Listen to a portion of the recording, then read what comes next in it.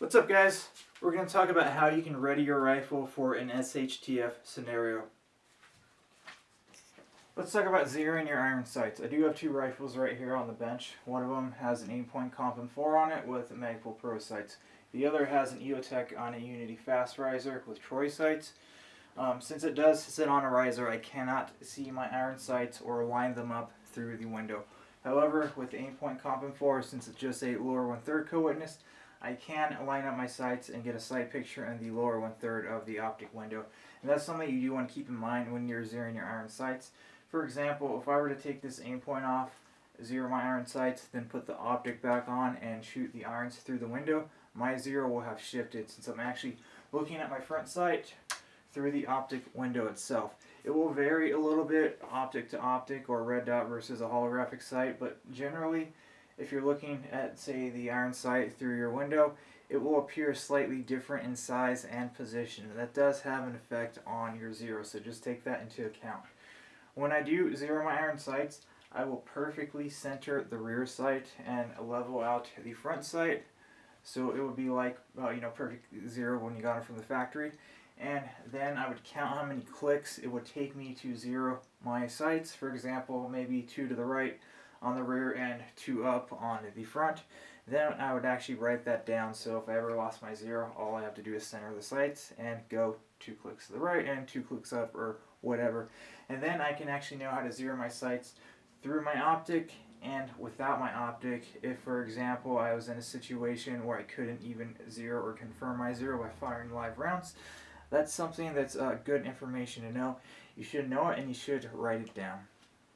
I zero both my iron sights and my red dot or my holographic sights at 50 yards. That means point of aim, point of impact, 50 yards. How I will actually do it is I will get it on paper at 25 yards. So an inch low at 25 yards is roughly a 50-yard zero. So make sure it's hitting an inch low at 25 yards. Then you want to confirm it at 50 yards. A lot of people sometimes have trouble zeroing an optic, and that's an easier way to do it. So you don't have to push it all the way out to 50 yards and zero it from there. You can just get it on paper at 25 yards and make sure it's roughly hitting about an inch low, then confirm it at 50 yards. A kill flash is a good thing to have. On this Comp 4, Aimpoint actually includes a kill flash. And on red dots, it's pretty necessary. I do have lights behind me, and if I were to aim this Aimpoint Comp 4 at the camera or in that direction, I can actually see the reflection off my ocular lens, meaning the lens that I actually look through, or that side. If you were aiming at someone and the sun or some light actually reflected off the objective lens or the front lens, that can actually give away your position. So having a kill flash that you put in your objective lens is not a bad thing to have. Even with an Eotech, they do make them for the Eotech. In my opinion, the Eotech is not as bad as some of the red dots out there, but it's still needed and it's still a good thing to have so you don't give away your position. Let's talk about weapon lights. I do have a Surefire Scout light with an Aerosocket key mod mount and the Surefire dual pressure pad on this Knight's Armament upper. On this BCM upper, I am using the Streamlight ProTac. I am not using the pressure pad because I broke it after about 2 years, but I do have an Aerosocket M-Lock mount, so that does allow me to position it pretty close and high to the rail so I can easily actuate it with my thumb. On the other rifle, I am using the Surefire dual pressure pad. I have never broken a Surefire pressure pad, and they are a little bit more heavy duty than other ones on the market. However, you want to make sure that you do retain your wires. I'm doing that by using one of the thick Ranger bands to wrap around the wires, and then I am using a Kevlar wrap to again wrap around on top of those wires to make sure they're nice and protected and will not get snagged on anything. You only want as little as possible of your wires exposed, only the amount that's actually necessary to get to the light without bending it too much. Now let's talk about sizing the stock to your body. There's several things you want to keep in mind when you're trying to figure out where you want your stock position. The first one is going to be trigger reach and reach of your controls. You do that by extending your stock all the way out, putting it in the crook of your elbow, and then grip the pistol grip and make sure you can reach the face of your trigger with that pad of your trigger. You also want to make sure that you can comfortably reach the magazine button as well. That's a control that people often forget about when they're using this method to measure the stock out, but make sure you can comfortably reach that magazine button as well. Now I can do it with the stock all the way extended because, you know, I'm pretty tall, I'm 6'1", but I do actually put it one click in. With it one click in, I can comfortably reach that trigger, the magazine button as well, and the safety too. The next thing is going to be leverage. If you push your stock all the way in, grab it with one hand with the rifle turned sideways and brace the side of the stock off the inside of your forearm, you'll notice you'll be putting a little bit of strain on certain parts of your arm, your wrist too as well. But if you push that all the way out, you get a lot more leverage and you can comfortably hold the rifle like this with one hand. Also, when you shoulder the rifle as well, you get more stability if your stock is out a little bit further.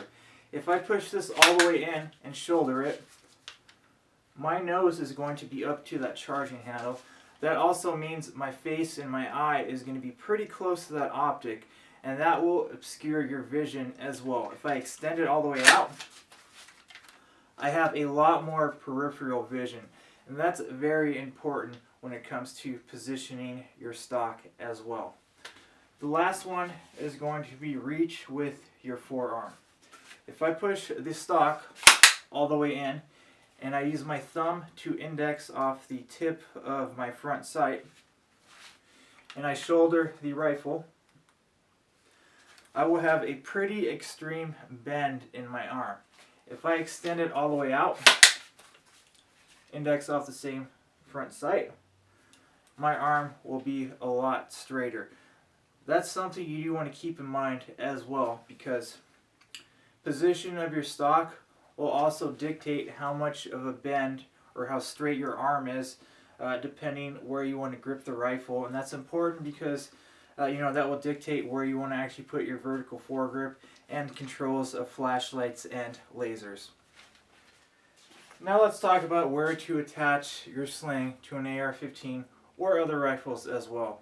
If you just want the rifle secured to your body as much as possible, especially if you happen to be moving, running, climbing, stuff like that, the best way to sling it would be to attach your sling to the furthest ends of the rifle. That gives your sling more control and leverage over the rifle itself.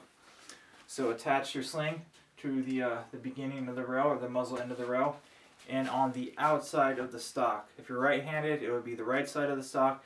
If you're left-handed, it would be the left side of the stock.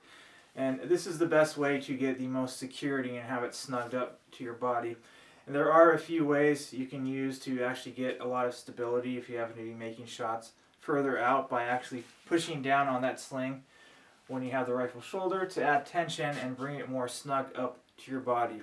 If you want to maneuver the rifle a little bit easier, you can just have it slung around your neck, and you do have more control over the rifle yourself.